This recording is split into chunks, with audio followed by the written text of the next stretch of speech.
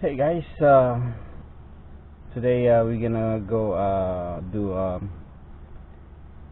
spark plug change on my Nissan Versa 2010,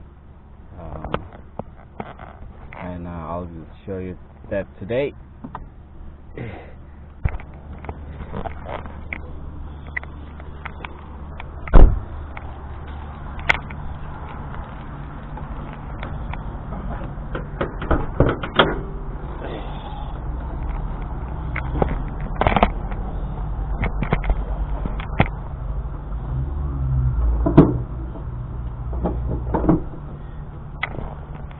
Alright, there you go. I already took up the top cover on it and some other screws.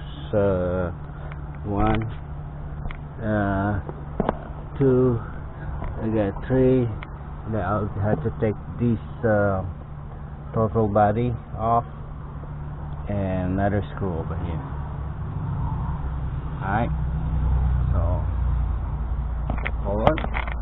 Get the tools.